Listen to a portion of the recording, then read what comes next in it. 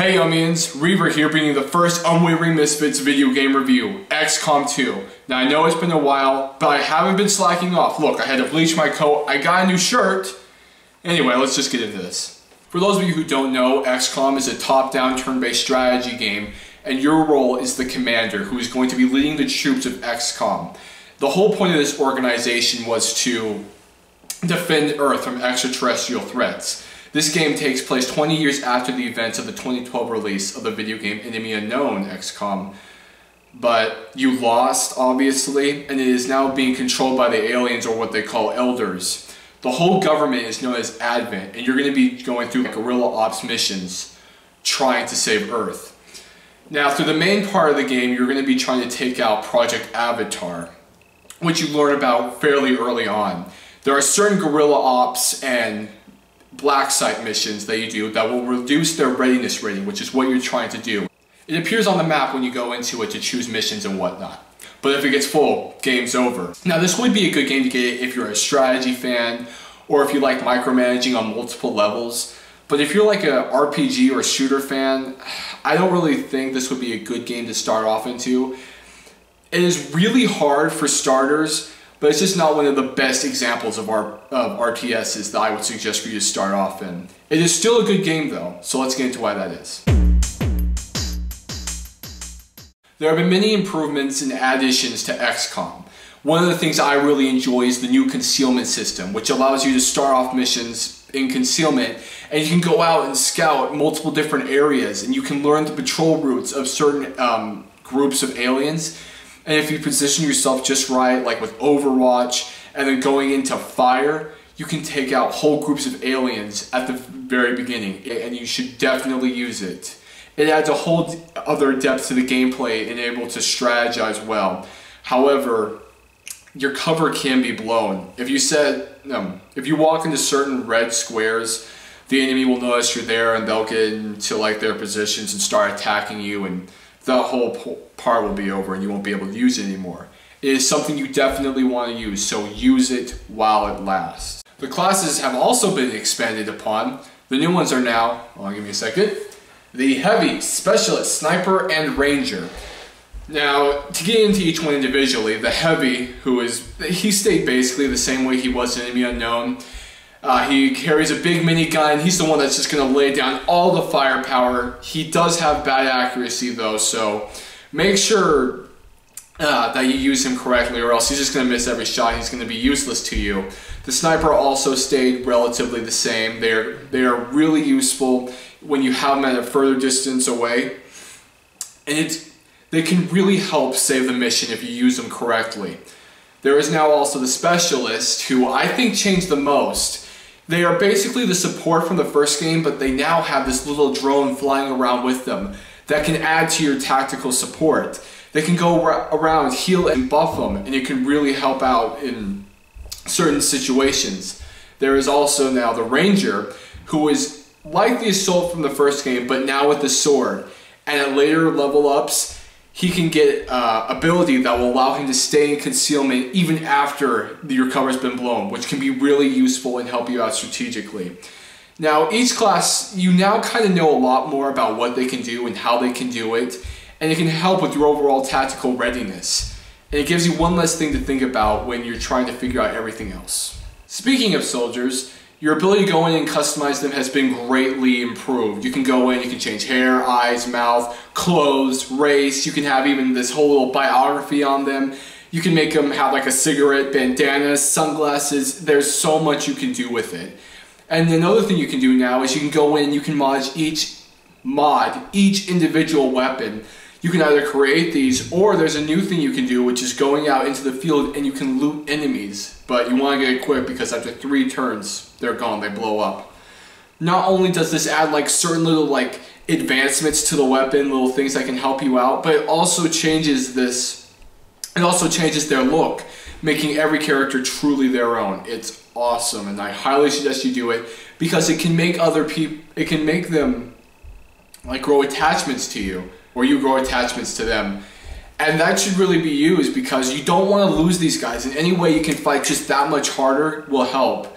Me personally, I like to go in and make everybody look like somebody from my family or from my friends, and then I get to regale them of the stories about how they died this tragic death or were able to save everyone. One other thing I like that's been improved is your base of operations. In Enemy Unknown, the whole thing was underground, and to start on a mission, you'd have to go to a certain... Yeah, you'd have to go to command, and you'd wait for days. This also completed your research and other things you do or something you were building, and you just wait until you got like something saying an enemy's attacking. Well, now it's a whole big map and you're mobile, and you have to go around, you have to contact certain groups or resistance operatives, and you just grow and expand. You go to different areas to complete missions, and it's way more in depth than it was in the first game. One last thing I really like that was improved is the overall things you can do on the battlefield. In Enemy Unknown, you would just go in, guns blazing, take out every single alien, maybe complete one small objective, and leave. Well now, as I said before, things like looting, and now you can also hack. For example, you can take over a droid for a couple turns. There's just so much more you can do on the battlefield. And hey, for those of you who played Enemy Unknown, if you ever had used the rocket launchers or the grenades on an enemy, that doctor lady would come up and say, oh no, you don't want to do that because then you'll lose whatever they were carrying. That doesn't happen anymore. So you can chuck all the grenades and rocket launchers you want because nothing will happen. And as I said before, how the enemies are a lot harder now, you're going to want to use everything you can against them. So go crazy. Now many games have their cons, and Xcom 2 is no exception. One of the things I really didn't like right off the bat was the story. It throws you in just already in the middle of all the action that's going on. Supposedly they've already been doing this for a while, and they're saving the general because you were lost some time within the events of Enemy Unknown. And even for those of us who have played Enemy Unknown, it is confusing, and you don't know what's going on, and you're wondering, well, what happened? It explains a little bit throughout the story, but not a whole lot. There's always a bit of like this air of just uncertainty about. And going back to your troops, I hate it when every single time they get hit, even if it's so small, like just 2 damage, they will be out gravely wounded for 2 weeks at a time, 14 days. It's so annoying.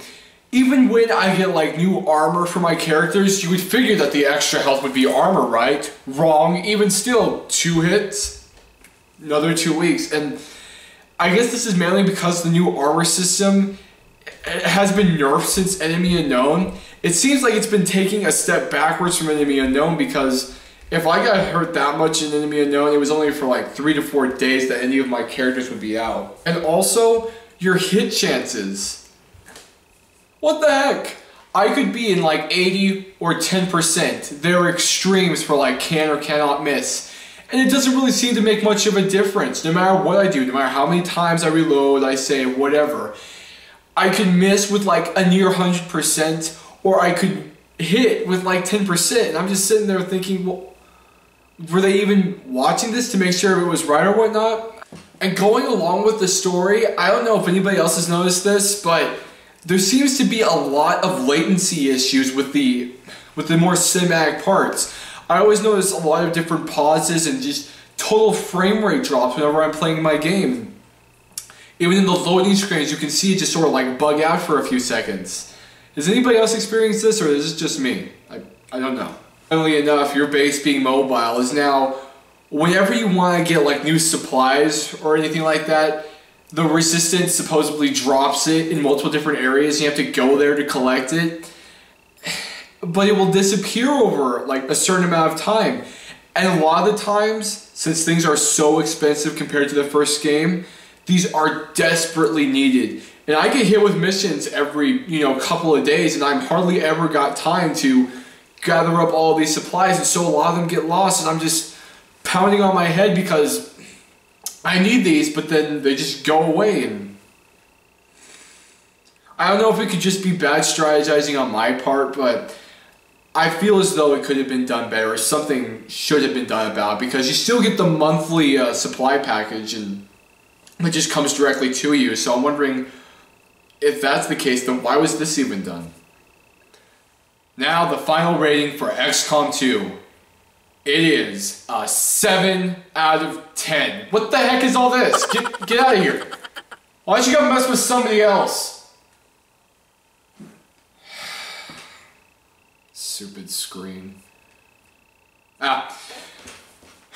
So if you are an RTS fan, I highly suggest you get this, but if not, it is okay to let this one slide. Anyway, have a good weekend, you guys. Catch you guys later.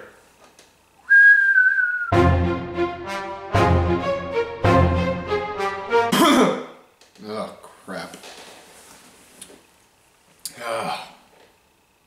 Water. Great year. 4 billion BC, I believe. No, don't go. Not for 2 more weeks. You're a real good guy, and I don't want you to go for another.